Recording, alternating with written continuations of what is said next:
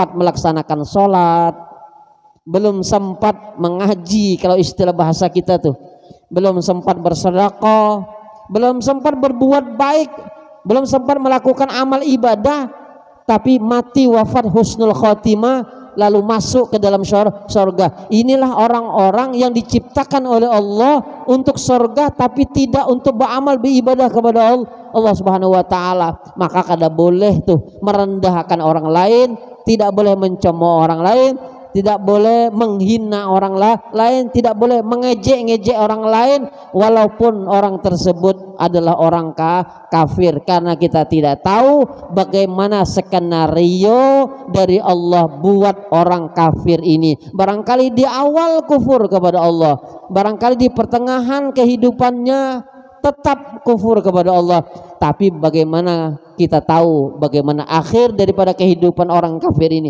Barangkali di akhir hidup daripada orang kafir ini beriman kepada Allah Subhanahu wa taala, wafat dalam keadaan husnul khatimah, lalu tentu kita tahu sama-sama al-Islam yahdim ma qablah. Islam itu menghancurkan apa-apa yang sebelumnya yang pernah dilakukan.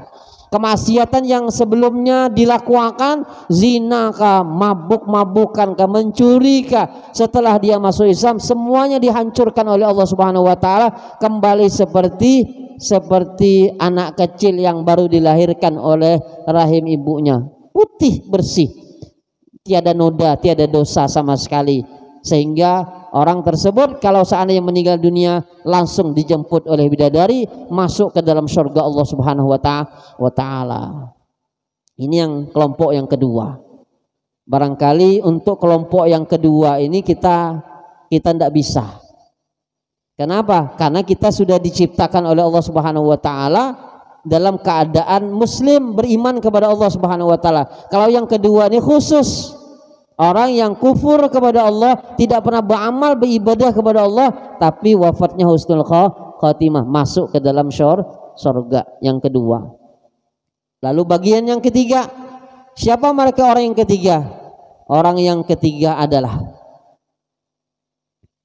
mereka yang Allah Subhanahu wa taala ciptakan la li khidmatihi wala li jannatihi, tidak untuk beribadah kepada Allah, tidak untuk berkhidmat kepada Allah, pun juga tidak untuk surga Allah Subhanahu wa taala.